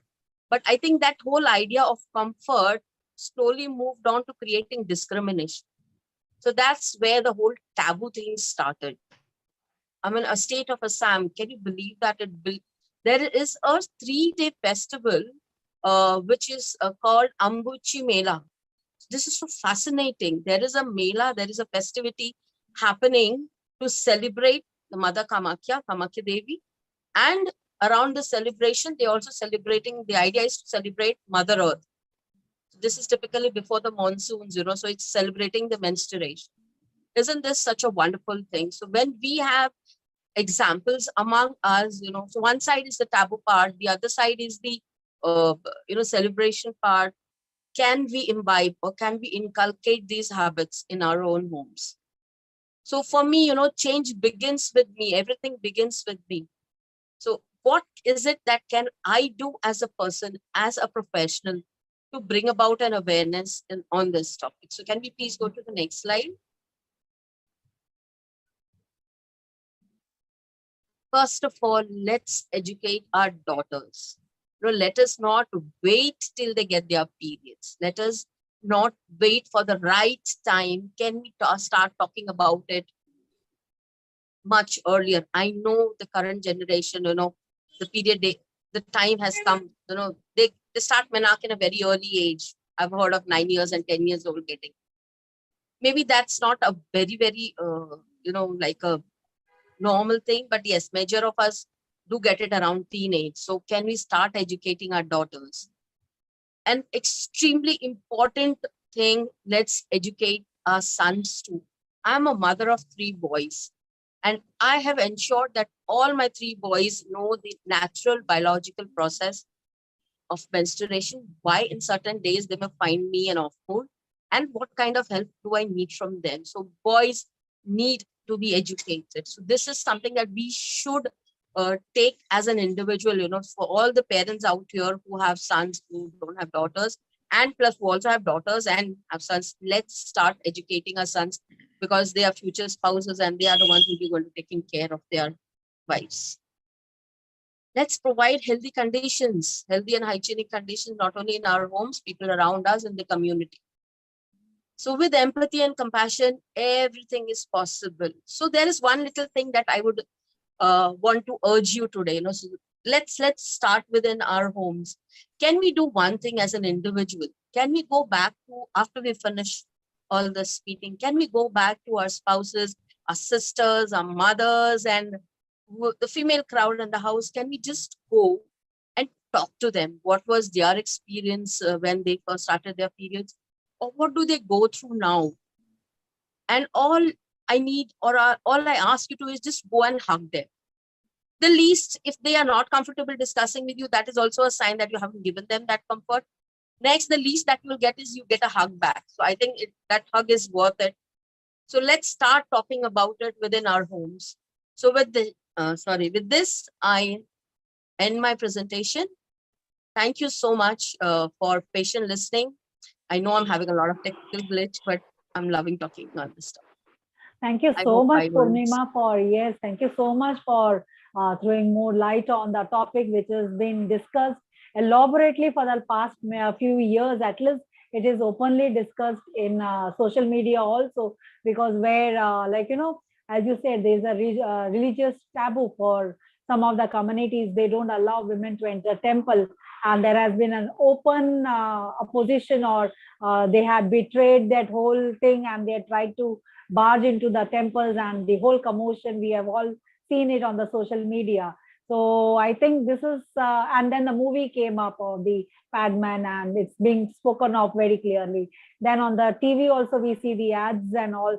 So that I think we are now shifting from the taboo to more discussing, and still it is not met the levels what where everyone is comfortable talking about it. Still it is kept under the covers and discussed. I think the time has come where it should be considered as a norm, which is a biological norm women go through. There is certain things what the men go through, but we are not discussing about it. But in this, the role of the government plays very important role, how they handle this whole scenario and try to educate their country people. So what are the initiatives taken up by the government of India to provide better health hygiene for females or the women in India? Can you throw some light on that? Yes, thank you, ma'am, for posting this question for me. In fact, I was pleasantly surprised that our government of India has taken up a lot of initiatives on this topic. So there are typically programs like Rashtriya Kishore Swasth Kanya Yojana, wherein the young girls are educated. So typically this is a rural program where the ASHA workers, they are responsible for creating an awareness, visiting schools, creating awareness about the menstruation. And so not only awareness, there is also empowerment. So empowerment in terms of technical know-how of manufacturing their own pads. So people who are interested in building a business around this, so they are also educated and provided the technical know-how and helping them have a business of their own. So not only that, I was also happy that there was a project done across the country wherein the pads were made available to young girls in rural areas to a tune of 6 rupees for a pack of 6. So it's 1 rupee per pad, and whoever was responsible for this business, even that person got incentivized for the number of sales they made. So these are little steps that have been taken by the government of India. And I'm sure if all we need to do is just continue the good work, and they will come when, you and me will be discussing something more, more healthier than just period around. Actually, very well said. Like, everything, we cannot wait for the government to take the initiative and then it can be brought to the public. There is the responsibility of each and every individual, each and every citizen to help government to bring about the strategies. And of course, the government needs to give us a platform to, like, help the people at large with the incentives and policies. But, this is what is related to the government we are talking about. We being from the pharma industry, and of course we are there in the industry now for almost more than 30 years. Yashwanji is there for more than 2 decades. And you are also, we all on this platform, we are more than 20, 25, 30 years in the pharma industry. And some point of the time we have sold the drugs which were related to the women health. And when the other portfolio had the product for dysmenorrhea or the low back pain, or we spoke about some hormonal therapy, just try to visualize and go back, reflect upon it. When the training was given to us in the classroom, okay, imagine how embarrassed at this time when we felt when these points were discussed about women reproductive system, how the menstruation happened. Now, if you are a woman and you are addressing a group of men field force, and the eyes, the way their looks used to come to you was making you nervous and making you so embarrassed. And at the same time, today also, if you see, out of the group of around 20, 30 people sitting and having a training program, and you have very few women in the group as an audience, whether you are a James as a speaker or a lady, you will see how embarrassed she feels when it is discussed. I think this Absolutely. needs to change. This needs to Absolutely. change, and this can happen. And you have to promote these products, like we say it as an indication, but we don't understand the condition behind it. Like, empathize it, like what a women undergoes through all these things. And in this, the role of the companies, the people, the senior people having the women health portfolio plays a very important role, so that the women is not feel embarrassed when the training is happening, or when they are promoting the products, or they are sitting around with the men and discussing this topic. So coming back to the us, how pharma industry, or the wherever the women are employed, how the industry can take the initiative in helping their women colleagues better take care of themselves, as well as the whole the men around with, working with the co-workers, with the women, or promoting the products. That's a wonderful question. I come from the pharma community and I am quite, it's close to my heart. Here, I would like to share a little issues that I face as a rep. So when you are in the head office, you have easy access to lose. So no worries at all. You can just walk in wherever you want. But as a sales rep, I actually remember strategizing. Can you believe strategizing loo breaks? I mean, Yes, I was out in the even morning I used to 9 do and that. 10, and sometimes we had evening calls, which would go right up till 10 in the night. I was in Bombay. So luckily, I was not in those, outstation Remote calls. areas. Can you imagine the plight of a girl who has an outstation call? She's traveling 100 kilometers, or maybe even for that matter, even 50 kilometers is a challenge in those days. Not because, Yes, we have issues with periods, but because we don't have access to something very basic as a clean toilet. yes. So Even I have faced this. typically this, Even I this have faced scenario this needs to problem. be addressed. And there was one more thing, ma'am, that I would like to highlight. I remember while I was in head office as assistant manager with Galdama, we actually did come out with a menstruation policy. So this menstruation policy was assigning leaves to female reps. So they were allowed 2 to 3 days of leaves. Now this leave was over and above the number of leaves that you are normally assigned. All she has to do was a heads up to a manager that these are the days I will not be going for my sales, assignments on those days. The worst come worst, if the number of days it went up, she could take like a work from home where she was reporting from home or something like that. I don't know if we still have the practice, or I mean, at that time, I'm talking of just 7-8 years ago. That was a policy we did come out with. And I was also pleasantly surprised. Bihar government has started a 2-day leave policy. So this is across all the government organizations and institutions in Bihar. So you don't even have to give justification. A woman can take 2 days off without any, giving any reason. So can you believe a state like Bihar, wherein anybody from Bihar in the crowd, guys, take a salute from me. And I think we should start imbibing this in our own industry itself. So as an industry, can we look at a menstruation policy? Only reason is particularly for sales girls. I mean, as it is, we are so few in the industry as compared to male reps. So itna to kar hi sakte hain hum unke liye ki we give them a 2 or a 3 day break, in those days, and let them be comfortable. You won't believe, like, I like to give an example of like when I joined the industry, and we had one team who was headed by a women as an area manager, and the team of women were there more, but they did have the gents colleagues also in the team. But I was in a group where I had a male area manager. I reported to a male area manager, and all my colleagues were also male. So I joined the industry, the company, and then I had this question after the training program, like, how will I handle this situation? I never thought earlier, and I didn't have the guts to ask my James area manager what do and how do I handle this, right? And then I waited for the my that lady area manager, who was not my boss, but she was working in the western area. And when I met her, and I did ask her categorically, madam, what do we do? Do we get leave during this period, their days, or how do we manage it? Then she consoled me. Of course, she gave me a good advice on it, how to go about. But those were the tough times during the field working.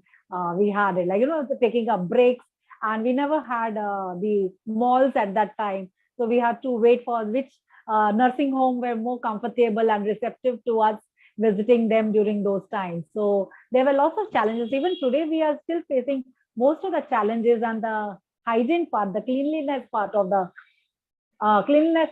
toilets in many parts of the country and areas.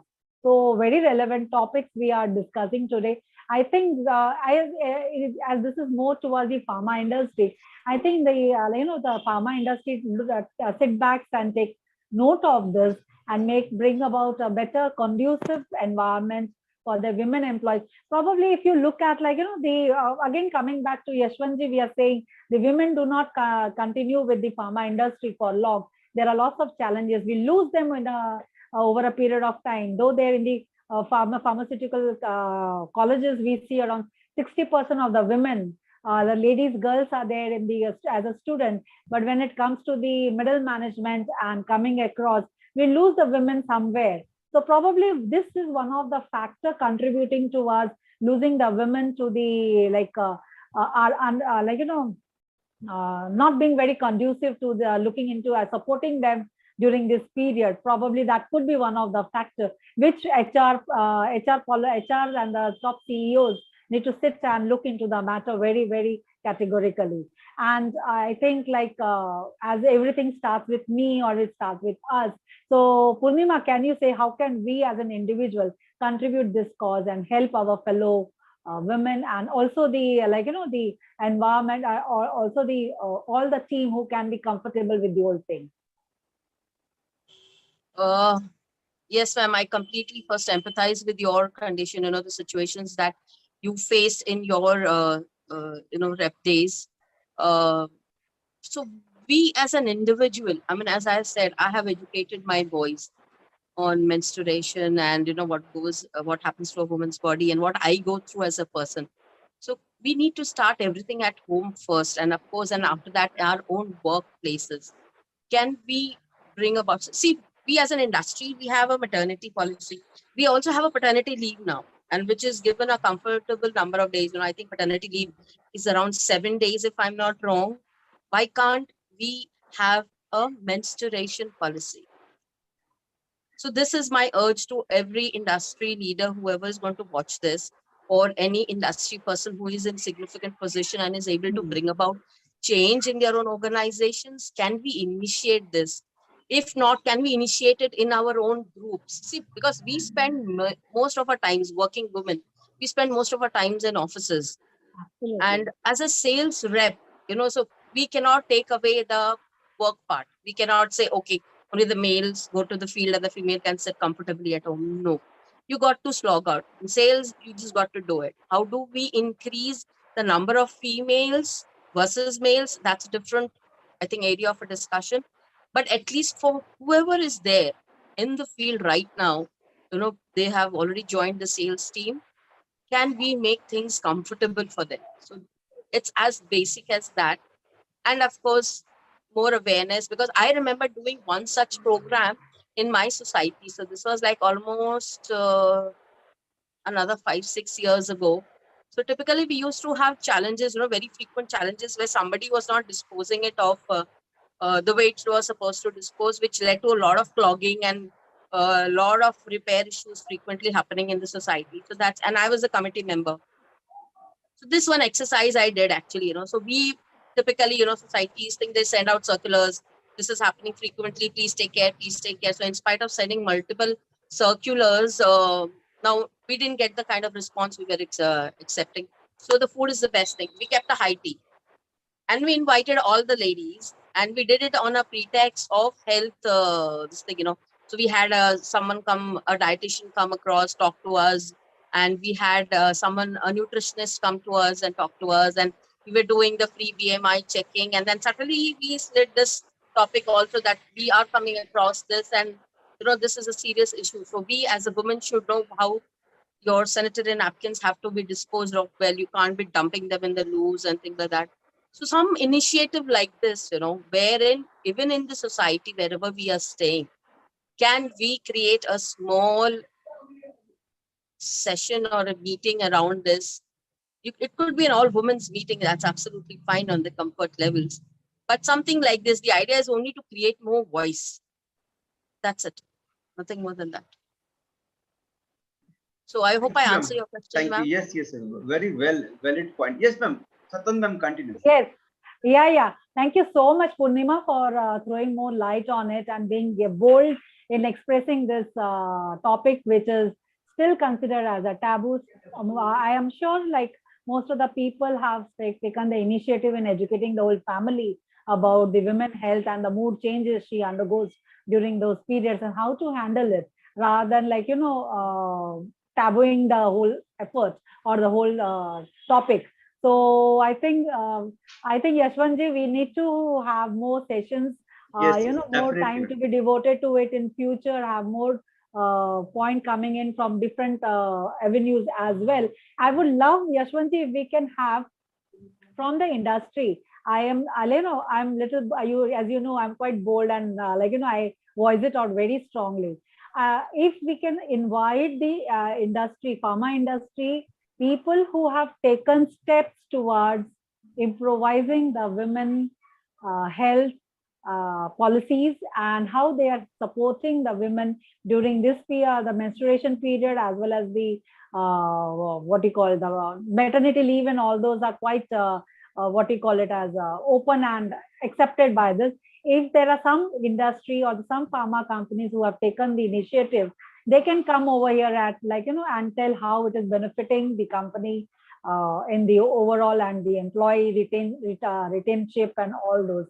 So that will be really very nice, and have one more session or few more sessions on further how the initiatives are working on menstrual health management. And of course, we had with us the digital therapeutics, which again we require some more discussion, in-depth discussions in future, so that this doesn't become as a one-time topic and still not being understood so properly. So these were the two very important topics today we had, and I'm sure in future, Rajshri and Neena and Purnima, please be ready that we come again with one more presentation on taking the things further from where we have discussed today.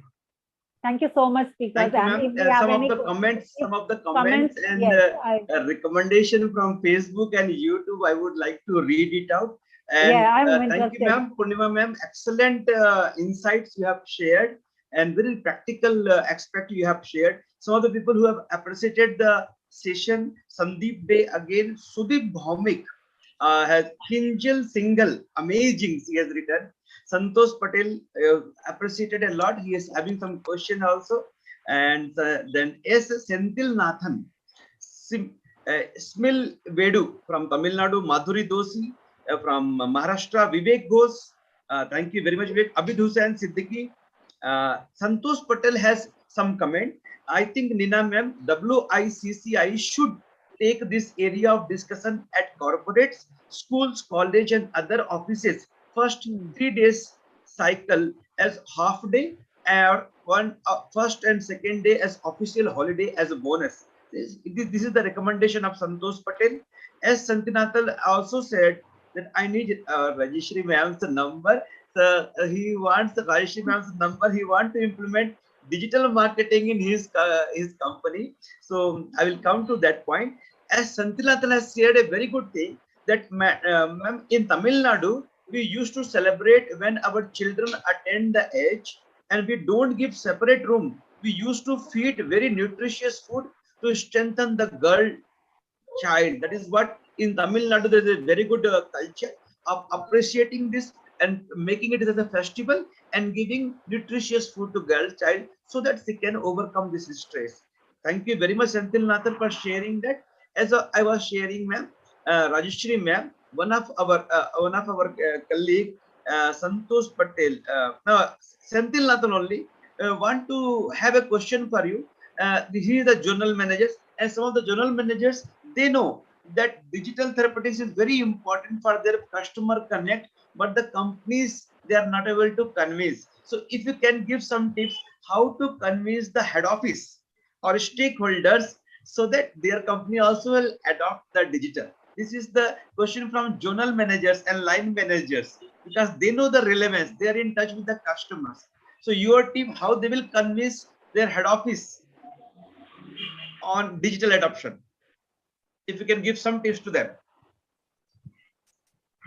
Okay. At the center of digital therapeutics is the realization that digital therapeutics is all about the patient. It's the voice of the patient. It's a requirement of the patient. Okay. And it is being routed through the doctors. Doctors are a conduit for it. They are a via medium to reach the patients. Okay. If the doctors, and I know this is a fact of the industry, if the doctors who are guarding, so as to speak, the industry in many ways, right at the threshold they are there, if they are getting convinced about the kind of solutions, or are they no, it's not convinced, at least they are curious about the kind of solutions which are there in the market. Why? Because the patients are talking to them about it.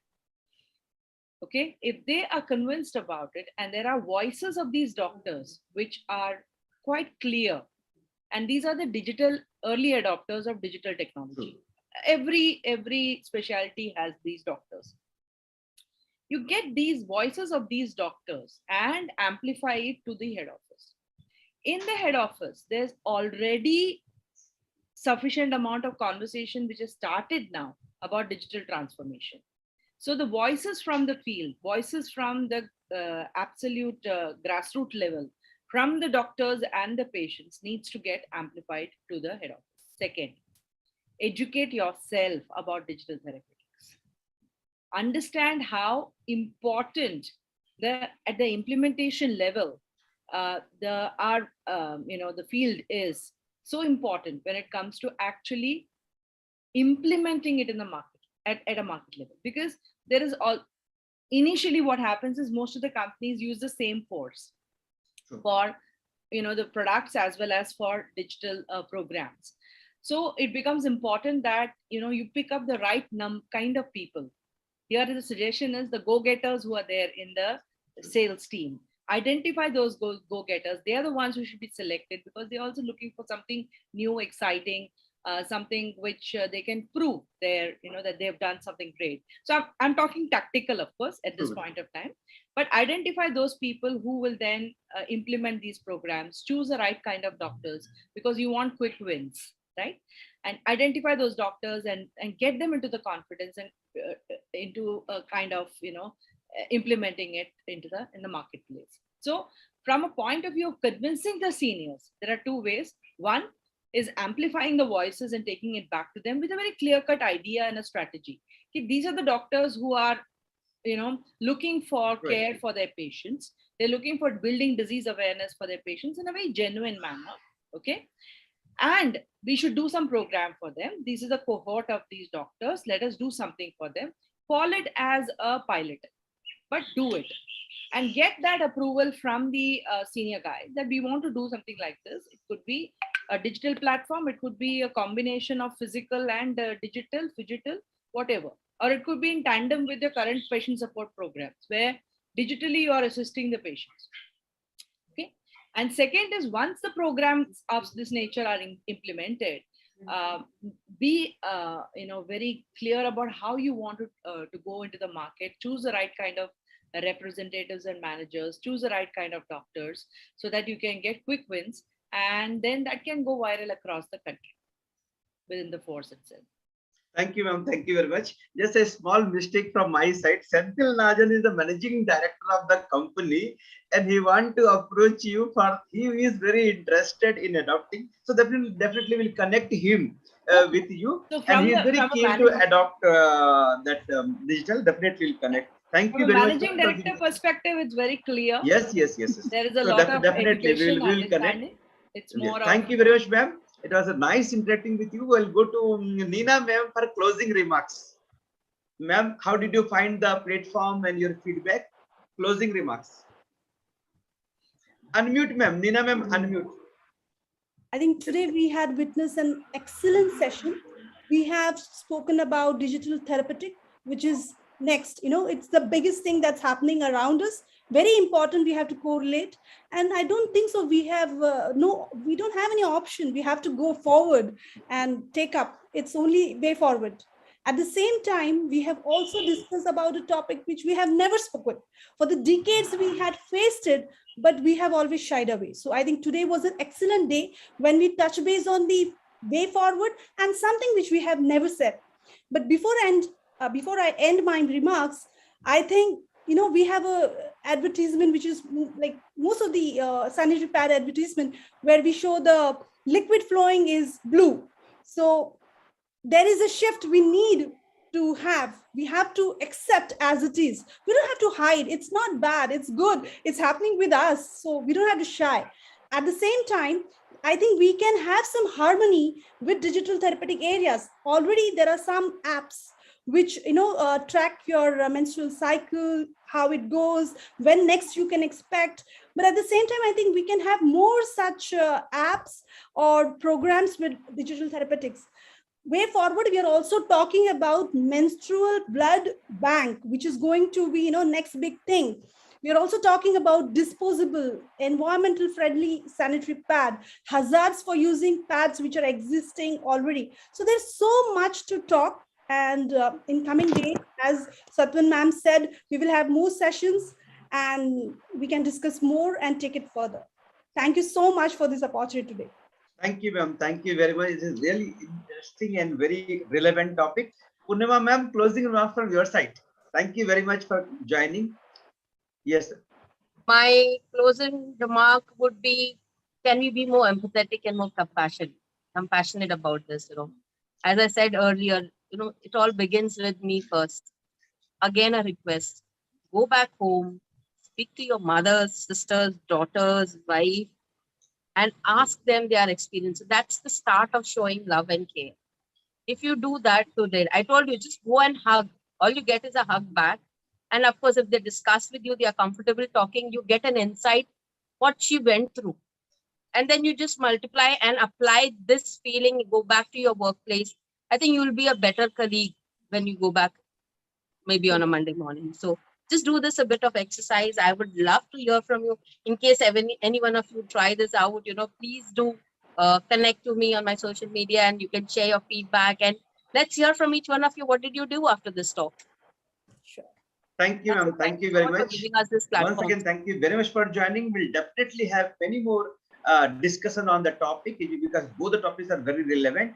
Thank you for joining. Thank you very much, all the viewers, for your time. It is 1 o'clock now, sharp. We are on time. And thank you very much. Thank you, ma'am. Wait, Yashwant. We have Arpan with us. We are waiting. 1 minute. Yes. Yeah, we have Arpan with us. We are waiting for his story. Great. We cannot end our day without Arpan's story. 2 minutes, Arpan fast. Thank you so much for joining, Arpan sir. Yeah, We thank were you so missing much. your stories. Yeah, LPC is so much ingrained within me that I cannot stay without LPC, whether I'm at home or I'm traveling.